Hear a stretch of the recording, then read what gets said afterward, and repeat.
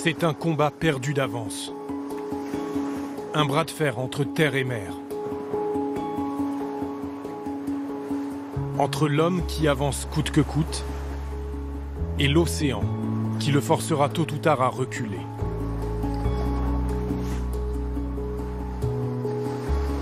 L'histoire du vieil homme et la mer, sauf que ce vieil homme-là ne défie pas un monstre marin, mais l'océan tout entier.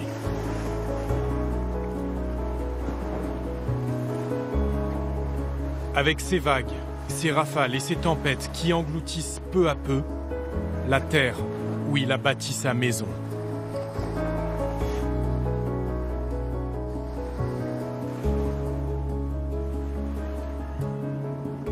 Benoît Barterotte est né ici, sur la pointe du Cap Ferret, une presqu'île entre l'Atlantique et le bassin d'Arcachon que les courants menacent d'emporter. Le Téchant, le courant qui vide les 2/3 du bassin, est guidé par la façade d'Arcachon, qui est derrière cette pointe. Donc normalement, la résultante des courants devrait conduire à traverser le Cap Ferret, qui n'est qu'un banc de sable. Et c'est nos ouvrages qui empêchent ça. L'œuvre de sa vie, c'est cette digue de 500 mètres de long. Un rempart contre l'érosion qu'il inspecte chaque matin et renforce tous les jours à coups de tonnes de pierres et de gravats. C'est bon.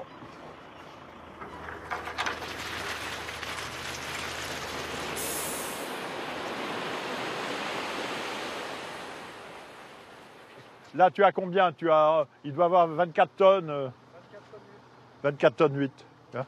Ça coûte cher, ça? C'est pas donné, mais c'est le prix à payer pour que ça soit beau. Tu as le bon de pesage, et ça dure comme ça depuis 32 ans. 32 ans que Benoît Barterotte défend son terrain contre les assauts de la mer. En 2008, ce richissime homme d'affaires reconnaissait avoir dépensé 5 millions d'euros. Depuis, la facture n'a cessé de grimper, mais lui a arrêté de compter.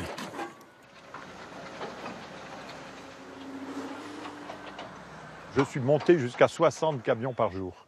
Quand il a fallu contrer ces 380 millions de mètres cubes qui arrivaient 2 fois par jour au début, il fallait donner un grand coup d'épaule. C'est-à-dire là, il fallait envoyer énormément de poids de suite. Et aujourd'hui? Aujourd'hui, non. Aujourd'hui, je suis dans l'entretien. En gros, c'est 1000 camions par an. Soit 200 000 euros chaque année, rien que l'entretien. Pour ces camions chargés de pierres, de poteaux électriques et de tuiles qui viennent combler les interstices. Tu centres bien, vas-y. Vas-y. Voilà, là tu peux verser. Un gouffre financier. Pour sauver ce bout de territoire, il a littéralement jeté sa fortune à la mer.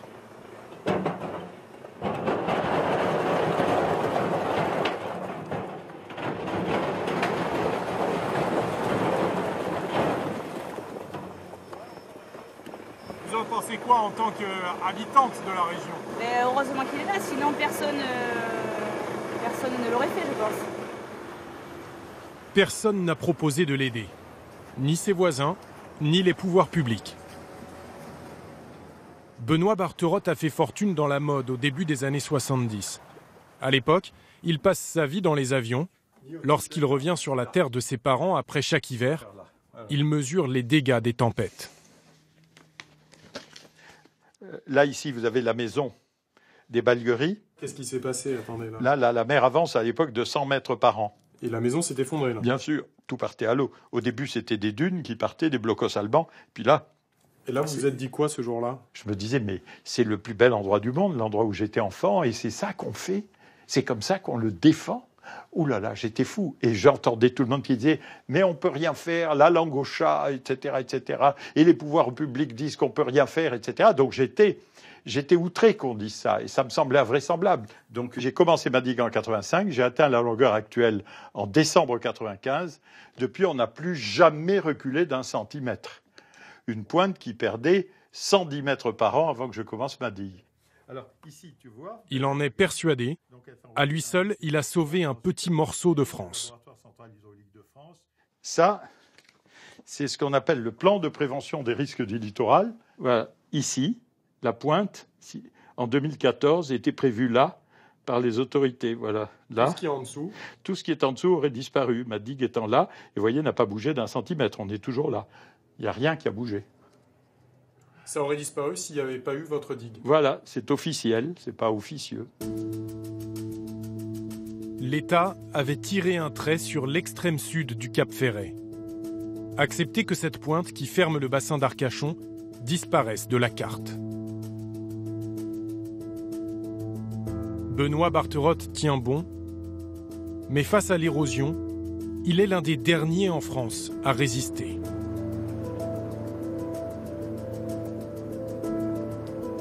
Partout ou presque, la mer gagne du terrain. Le littoral recule de 2 mètres chaque année en Aquitaine et le phénomène s'accélère. L'érosion frappe toutes les côtes françaises, sableuses, calcaires ou granitiques. En 50 ans, la France a ainsi perdu 26 km² de son territoire, l'équivalent de la ville de Caen, avalée par la mer. Quelle est l'origine de cette catastrophe naturelle silencieuse? Pourquoi ceux qui en sont victimes sont-ils abandonnés à leur sort? Nous avons mis le cap sur l'océan et longé cette côte aquitaine, l'une des plus exposées, les plus directement confrontées à cette question simple. Peut-on encore vivre en bord de mer contre vents et marées?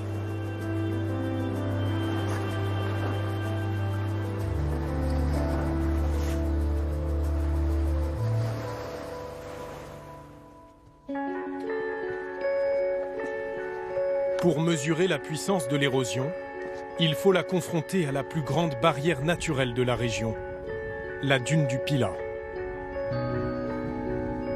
Cyril Mallet la gravit chaque année avec son équipe. Ingénieur géologue, il sait que les vagues et le vent peuvent déplacer des montagnes et forcer la plus haute dune d'Europe et ses 50 millions de mètres cubes de sable à reculer. Équipés d'antennes GPS, ils vont arpenter cet immense tas de sable pour en tirer une carte en 3 dimensions.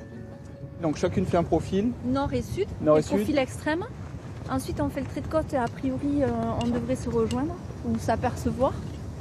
Et là, ensuite, on remonte vers les 2 profils du milieu. D'accord. Ok. Donc là, on est parti pour marcher jusqu'au regroupement des gens là-bas. Pendant 5 heures, ils vont enregistrer des coordonnées GPS tous les 15 mètres. Observation enregistrée. La dune est la plus grande attraction touristique de la région, la plus grande menace aussi pour les campings, commerces et logements qui l'entourent. Ce qu'on cherche à voir, c'est l'avancée globale de la dune. Est-ce que le volume de sable reste constant? Est-ce qu'il y a une progression de la dune vers la forêt? Et en fait, si on fait ces mesures-là, c'est surtout pour voir par rapport aux enjeux qui sont derrière, s'ils sont directement menacés à la fois par l'avancée dunaire et par l'érosion côtière. Le vent pousse cette montagne de sable vers les terres. Et la mer grignote la plage. Les géologues s'en aperçoivent en relevant ce qu'ils appellent le trait de côte, la limite où s'arrêtent les vagues à marée haute, une ligne qui évolue d'année en année. Le recul du trait de côte, il varie de 1 à 3 mètres par an. Et ici, dans ce point très précis qui est assez en érosion au niveau de la dune du Pilat, le trait de côte peut reculer jusqu'à 5 mètres par an. Et ça, c'est pris en moyenne sur plusieurs décennies. Il y a 10 000 ans, le trait de côte se situait 150 km plus loin dans la mer. Et cette plage était une forêt. Alors ça, c'est de la tourbe. Bon, on appelle ça un paléosol. Ça traduit la présence d'une forêt relativement ancienne. En fait, ce sont des débris végétaux, ce sont des débris de pins. L'érosion est un phénomène millénaire. Pourtant, la France a attendu 2015 pour lancer un plan de gestion du trait de côte. Pourquoi est-ce qu'on a autant tardé avant de prendre vraiment la mesure de ce phénomène et de l'étudier de façon précise et scientifique? De tout temps, on a essayé de comprendre ces phénomènes d'érosion. Depuis quelques années, on essaie davantage de quantifier ces phénomènes-là. On a appris beaucoup de choses depuis quelques années, mais le niveau des connaissances fait qu'on est toujours dans l'incapacité de prédire l'avenir. Prédire l'avenir, c'est pourtant ce que les stations balnéaires attendent de lui. Toutes les villes côtières d'Aquitaine sont désormais des objets d'étude pour le Bureau de recherche géologique et minière où il travaille. Tu as préparé les cartes. Oui. Donc, là, dans un premier temps, on regarde juste les données sur la dune du Pilat. Leurs travaux ne permettent que de décrire des tendances, comme l'évolution de la hauteur de la dune. Tu vois que la crête, là, on est à 110 mètres. 110, 559. Voilà. L'an dernier, c'était quoi? 109,2. Donc en fait, la dune s'est élevée, elle a pris 1m30 entre 2016 et 2017. Mais ce qui les inquiète, c'est que la dune recule très rapidement vers les terres. Entre 2000 et 2017, on a perdu 45 mètres. 45 mètres en 17 ans. Ce recul des plages est directement lié au mouvement de sable sous-marin. Pour pouvoir faire des projections précises, il faudrait cartographier les fonds à l'aide de sonars, et ils n'en ont pas les moyens. C'est une zone qui est extrêmement dure à mesurer. C'est-à-dire qu'il est difficile d'avoir une vision qui pénètre à travers la couche d'eau pour aller mesurer la bathymétrie, c'est-à-dire le relief du fond. C'est également dur d'y accéder en bateau, ou en jet ski, ou avec d'autres moyens, pour aller faire des mesures, puisqu'il faut attendre que les conditions météo et de houle soient relativement calmes pour le faire. Donc cette information manque. On pêche dans la connaissance de la dynamique des bancs de sable qui sont sous-marins, et également des flux sédimentaires et des volumes présents. Alors qu'on photographie les plages depuis des décennies, on ignore donc presque tout de la face immergée de l'érosion. Or, dans certains cas, il est déjà trop tard. Nous remontons la côte tout au nord de l'Aquitaine, jusqu'à Soulac. Ici, la mer a pris tout le monde de court.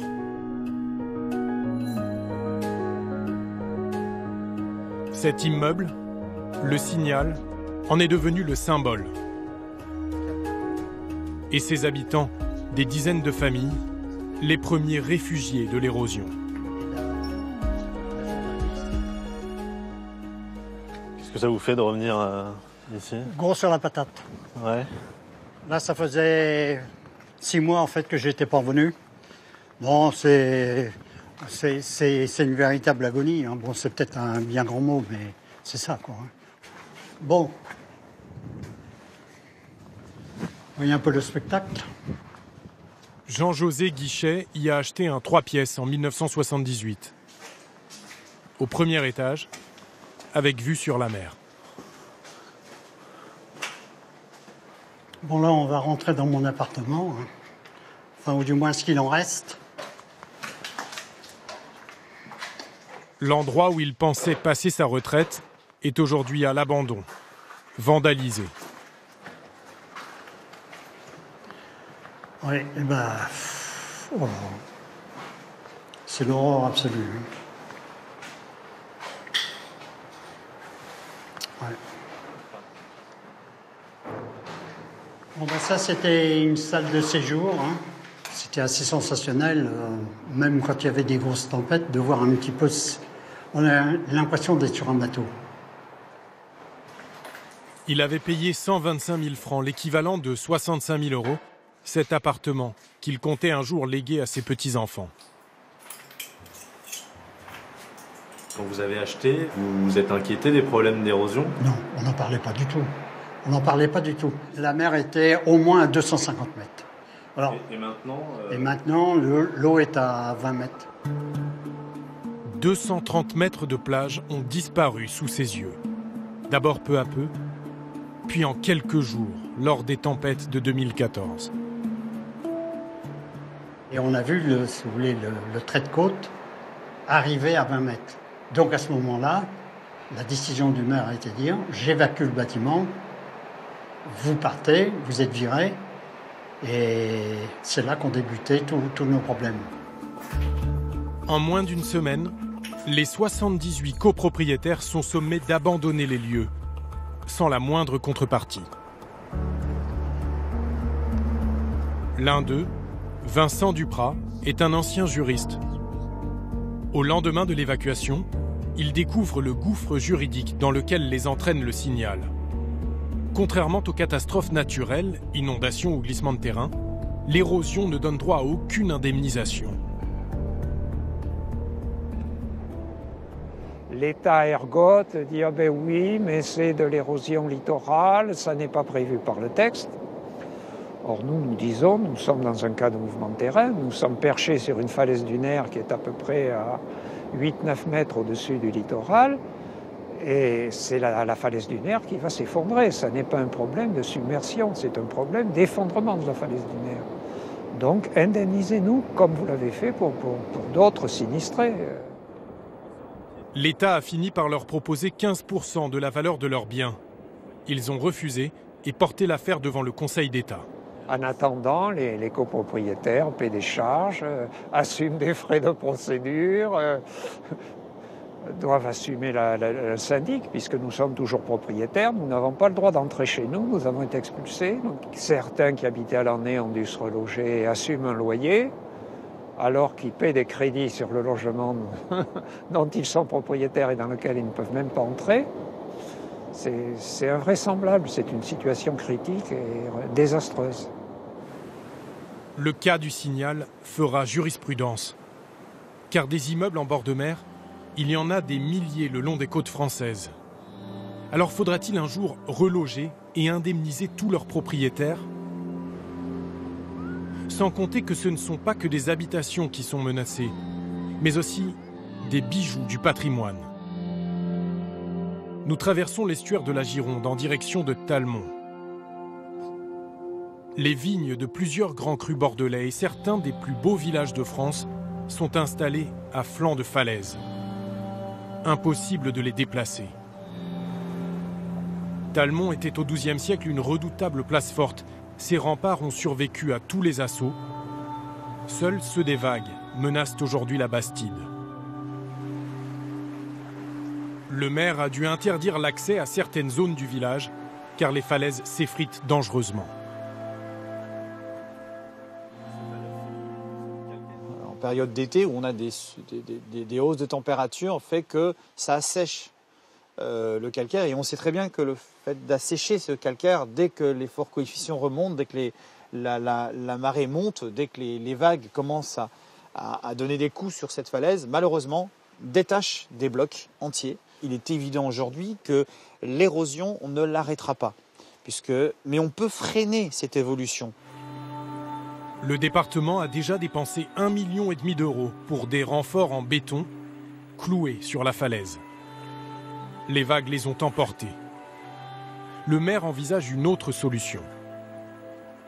L'idée, c'est d'installer des blocs calcaires qui, style sabot, comme dans un port par exemple, à une certaine hauteur. Bien sûr, ça ne va pas aller jusqu'à au-dessus des remparts, ça va aller jusqu'à l'enrochement traditionnel, l'enrochement qui a pendant des années protégé notre commune pour permettre ce frein. De nouveaux travaux estimés à 1,2 million d'euros, 4 fois le budget du village. L'État, sur ces 1,2 million, combien est-ce qu'il est prêt à prendre en charge ? Pour l'instant, l'État ne donne rien. Alors qui sauvera Talmont de l'érosion ? L'État s'y refuse, les habitants n'en ont pas les moyens. Le maire va donc lancer un SOS, un appel aux dons auprès des 500 000 touristes qui s'y rendent chaque année. On paye un parking, alors est-ce que le parking ne sert pas déjà un peu à ça ? Apparemment, ça suffit pas. Alors il faut aller un petit peu plus loin. Parce que les gens sont quand même contents de venir, quand on voit aujourd'hui le nombre de gens qu'il y a. Est-ce que vous seriez prêt à payer, vous ? Par exemple. Je sais pas, j'ai pas d'argent, mais pourquoi pas ? Mais tu le ferais pour, si jamais c'est le seul moyen pour préserver le site ? Bah oui. Et toi ? Moi ? Oui. Bah si je serais plus grande, oui. Des villages au bord du gouffre, il en existe déjà des dizaines sur les côtes françaises. Dans 50 ans, ils seront plus d'une centaine, certains en partie détruits. Mais face à l'érosion, suffit-il de dépenser toujours plus ? Cette surenchère permanente, en tout cas, ne ralentit pas Benoît Barterotte. En plus de sa digue, le milliardaire du Cap Ferret a lancé un deuxième chantier titanesque. Dis-moi, il ne faut surtout pas que vous vous occupiez de la pelle maintenant, vous la mettrez après, l'huile. Tu te rends compte que c'est la marée qu'on l'a quasiment ratée à 100% là. Sur l'autre rive de son terrain, il construit cette fois une gigantesque dune de sable, à coups de pelleteuse.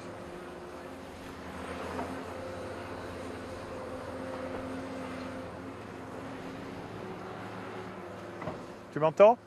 Bon, maintenant, tu n'amènes plus le sable là-bas, tu arrêtes. Tu l'amènes à mes limites, mais à l'intérieur. Le sable qui est pris par la vis sans fin de la houle, devant le Signal, à Soulac, à la Cano, partout.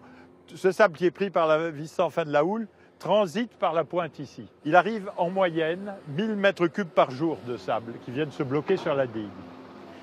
Tous les 8 ou 10 jours, si on ne le ramasse pas, ce qui est la plupart du temps le cas, il s'effondre d'un coup dans le chenal et va nourrir les bancs de sable qui obstruent le bassin.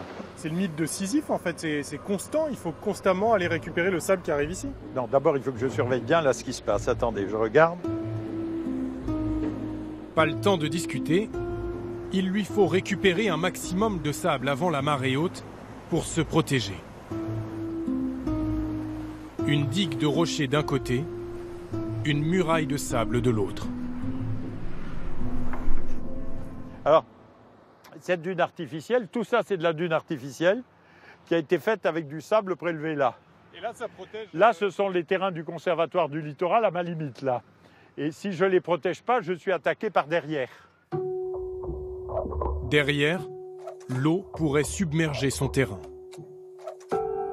Cerné par la mer, il est condamné à mener ses 2 chantiers de front, sans répit et sans soutien. Il n'y a jamais eu 1 centime d'argent public. C'est-à-dire tout a été fait avec les moyens du bord, uniquement avec les moyens du bord. C'est-à-dire d'abord avec ce que je gagnais, avec ce que j'avais gagné, que je vendais, puisque quelquefois dans la journée, il fallait vendre un immeuble à Paris.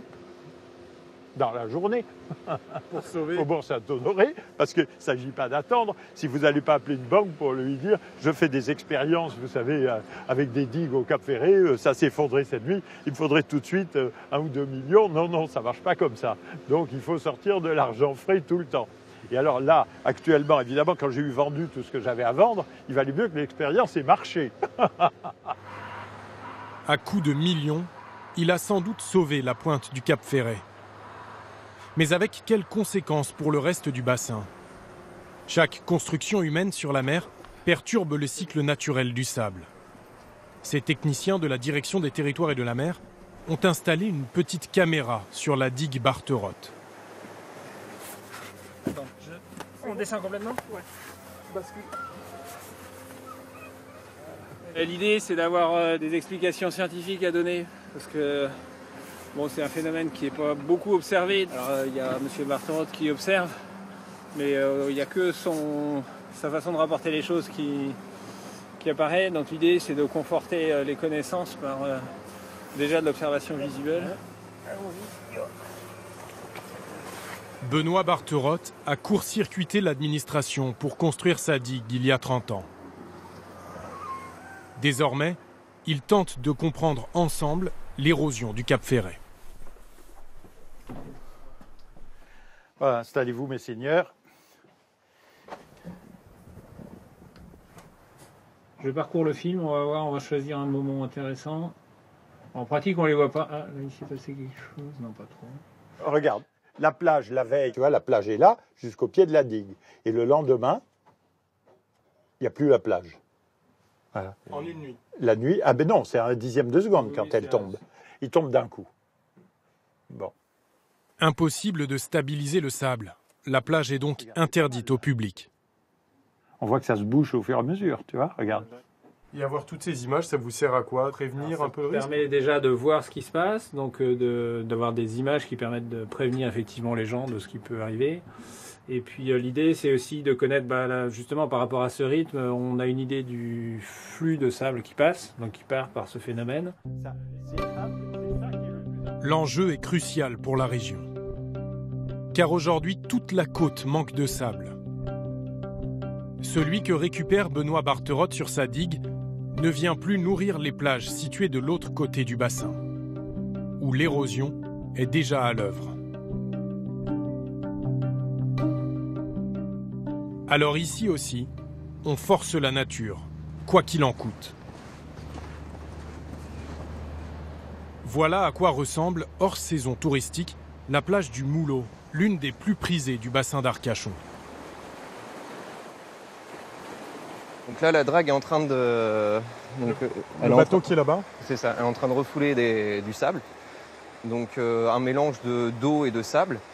Et la plage monte progressivement. Voilà, on apporte de la matière, on dépose du sable ici. Puisque sinon, en fait, les plages sont immergées à marée haute. On n'a plus de plage. On n'a plus de plage à marée haute, c'est ça.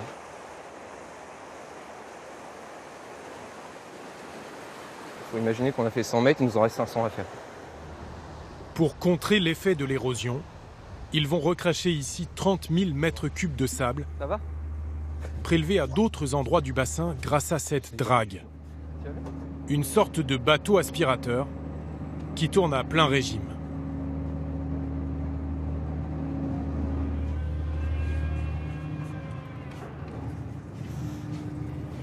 Donc en fait, on a un désagrégateur, un cutter, qui fait des rotations au fond de l'eau, à la surface, sur le fond, qui met en suspension le sable et qui est aspiré par le tuyau d'aspiration qu'on peut voir ici.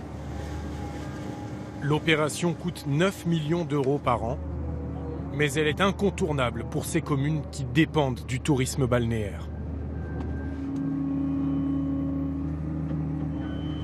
Ah ouais, chaque année il faut revenir, parce que ça enlève tous les ans à cause de la passe d'eau et le mauvais temps qui arrive, la boule qui rentre. Et, on est juste à l'entrée et chaque année ça s'en va, il faut la refaire. Il faudra revenir sur la première passe, tu reviendras après. Si on a le temps. Ça nous promet du boulot encore longtemps tout ça. Les touristes l'ignorent, leur carte postale est constamment retouchée. Pour figer ce paysage, un milliardaire dilapide sa fortune. Des petites villes sacrifient leur budget.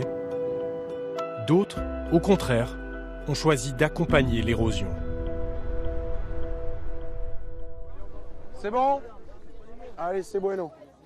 Ces bénévoles vont se contenter d'encourager la nature. L'association Surf Insertion nettoie les plages sous la direction de l'Office national des forêts. Donc, alors, quelques petites consignes déjà. On ne ramasse pas le bois, parce que d'abord, c'est naturel. Il y a plein de petits oiseaux, il y a plein de petites bêtes dedans qui nourrissent les oiseaux. Et quand ça se fait recouvrir par le sable, ça fixe la dune. D'accord ? Donc, le bois, on le laisse. Sur la plage, les déchets naturels jouent un rôle. On le voit très bien ici, hein. On voit très bien que le morceau de bois s'est enfoui et que le sable s'accumule autour. Donc tout ce sable qui est bloqué ici, c'est le sable que l'on ne va pas perdre et qui ne va pas partir en arrière dune. Ça lutte contre l'érosion, ça permet de protéger doucement la... Complètement. C'est ce qu'ils appellent la protection douce face à l'érosion. Un changement radical pour les hommes en vert. Pendant des décennies, l'ONF sauvait les forêts à tout prix. Désormais, ils acceptent que le sable progresse dans les terres, quitte à laisser mourir les pins. C'est une zone naturelle qui va se gérer d'elle-même, hein. Il y a des endroits où les arbres, les pins meurent, dessous une végétation repart, des ligneux, la ciste à feuilles de sauge, le genêt. Toutes ces plantes forment la dune grise, une zone comprise entre la plage et la forêt, qui constitue le couloir de biodiversité le plus riche du littoral. Mais il est pris en étau, coincé entre la dune de sable qui recule et la forêt, qu'il faut donc en partie sacrifier. Ici, on ne va pas chercher à faire des travaux au plus près de la plage, puisque de toute façon, ça va être peine perdue à cause de l'effet de l'érosion. Ce qu'on va chercher, c'est à gérer la translation des milieux, donc l'accompagner. En fait, on fait une gestion souple. Et dans un contexte comme celui-ci, on va essayer de gérer ce recul de notre cordon dunaire pour le maintenir dans le temps.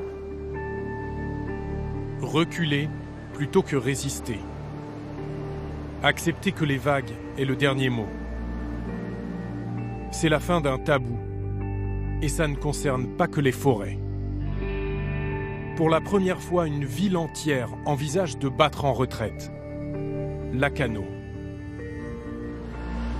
En 2014, ce haut lieu du surf en France, habitué aux fortes houles, est totalement dépassé par les éléments.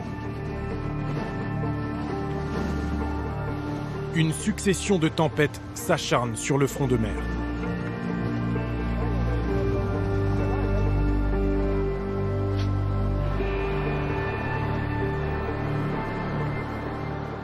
C'était un élément qui était complètement en furie devant.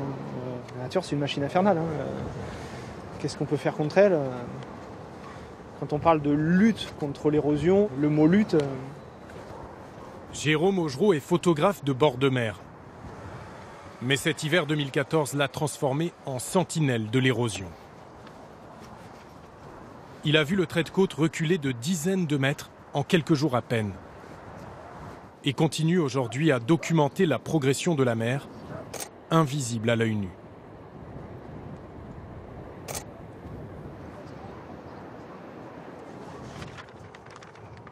Ça, c'est Lacanau, vue du ciel. Ça, c'est le front de mer de Lacanau Océan, en vue aérienne. Et les points rouges, c'est quoi, là? Ça, ce sont tous les points fixes, les points de prise de vue, les points de référence. Et donc là, nous sommes à l'extrémité nord, au niveau de la maison de la Glisse, sur l'esplanade. À chacun de ces lieux, il prend une photo par semaine avec le même angle et le même appareil. Je répertorie vraiment toutes les photos avec la date et l'heure de prise de vue. Et ça, en fait, cette initiative, elle est hyper importante pour les spécialistes. Il a rejoint le comité de concertation de Lacanau et tente, par ses photos, de convaincre les autres habitants Il se mérite ce point de vue. Qu'il n'est plus possible de lutter, que l'avancée de l'océan est inéluctable. Auparavant, le trait de côte, il arrivait là, il était comme ça. Et après Là, maintenant, il est là. On a perdu toute cette zone. Toute cette zone qui correspond à une quinzaine, une vingtaine de mètres. En fait, on s'est retrouvés au lendemain de tout cet épisode de tempête avec un trait de côte à l'endroit même où il était, on va dire, prévisionné pour 2040. Du coup, en l'espace de 3 mois, on avait quasiment perdu 30 ans. La tempête a balayé toutes les prévisions et toutes les certitudes. La ville a d'abord paré au plus pressé en reconstruisant une digue d'1 kilomètre de long. Avant d'envisager l'impensable, la relocalisation, c'est-à-dire le déménagement des habitants les plus exposés. En 2014, ça sortait même pas de la bouche des gens. Le mot relocalisation? Déjà même le mot érosion, vous aviez certaines personnes qui vous disaient mais non, il n'y a pas d'érosion, le trait de côte ne recule pas. Alors ironiquement, on leur demandait si en fait c'était peut-être pas les terres qui avançaient sur l'océan. Là, il faut penser dans l'intérêt collectif pour les générations à venir et sur du moyen, très long terme. Une digue à moyen terme et à très long terme peut-être, la disparition de toute cette partie de la ville. Logements, magasins, centres de vacances rayés de la carte. Ce serait le plus grand projet de relocalisation concerté au monde. L'adjoint en charge du dossier, Martin Renard, se veut rassurant. La relocalisation n'est qu'une des pistes envisagées, mais le plan est déjà tracé. Oui, ça nécessite beaucoup de pédagogie. Ça veut dire que les commerces qui sont derrière moi étaient inclus dans ce scénario-là, dans les calculs qu'on a fait de relocalisation. Donc en fait, tout cet espace qu'on voit ici, donc les commerces ici, plus tous les logements à droite et à gauche, on était sur environ une centaine de commerces concernés et environ 1200 logements. Sur les belles vagues. Pour l'instant, la mairie n'exclut pas la construction de nouvelles digues. Oui, ici, Vous avez les deux scénarios qui sont en cours de réflexion et d'étude. Un scénario qui envisage une protection donc beaucoup plus importante et à beaucoup plus long terme, c'est-à-dire jusqu'à au moins l'horizon 2100, mais également un scénario qui prend en compte une éventuelle relocalisation de ce front de mer. Et donc on voit une disparition de cette fameuse première ligne qui est aujourd'hui protégée par l'ouvrage actuel. Qu'est-ce qui coûterait le plus cher d'ailleurs? Aujourd'hui, on est à peu près à un rapport de 1 sur 10 de coûts entre protection et relocalisation. La relocalisation coûterait 10 fois plus cher que la protection, oui. 500 millions d'euros, contre 50 millions pour simplement renforcer la digue. Mais à long terme, selon lui, les factures sont comparables. La relocalisation, c'est une piste envisagée puisque c'est une des solutions qu'on peut considérer aussi comme les plus durables par rapport à la protection. Parce que la protection, aujourd'hui, coûte moins cher. Mais à terme, dans le temps, si on prend une échelle de temps très longue, ça ne fera qu'être exponentiel. Sauf qu'à court terme, dans cette station balnéaire, l'intérêt immédiat n'est sûrement pas d'abandonner le front de mer. En particulier pour les commerçants les plus proches de la plage. Bernard Marquesto gère 200 couverts dans 2 restaurants, ouverts 7 mois par an. On est tout près de la mer ici. Ah, là, plus près, c'est compliqué après. Il faut avoir les pieds dans l'eau, quoi. Non, là, c'est nickel. Bientôt, vous aurez les pieds dans l'eau? Non, c'est pas demain la veille encore, je pense. Très honnêtement, d'abord, je ne vois pas comment on pourrait reculer, ou alors ça voudrait dire un investissement dans de la destruction, avec des abandons de commerce, avec plein de choses. Je pense que ça coûterait vraiment très très très cher à tout le monde, à l'État, à la commune, et qu'aujourd'hui, ce n'est pas d'actualité sur la Cano. On peut déjà faire avec ce qu'on a correctement et intelligemment, donc sans être obligé d'aller tout pousser derrière. Hein. Si vous, demain, on vous dit qu'il faut reculer la ville de 200 mètres, vous vous y opposerez? Ah oui, je pense que ça sera la guerre de toute façon, oui, ça c'est sûr. La mairie l'a promis, ce sont les habitants qui trancheront. Or ici, certaines voix portent plus que d'autres. Celles de ceux qui vivent depuis toujours au bord de l'eau et connaissent parfaitement l'océan. Gérard de Péris est une légende à la Cano, le premier des shippers, ces fabricants de planches de surf. Il s'est mesuré à toutes les vagues du monde, celles qui vous portent et celles qui vous emportent. À la tête du comité de concertation, lui l'a parfaitement accepté.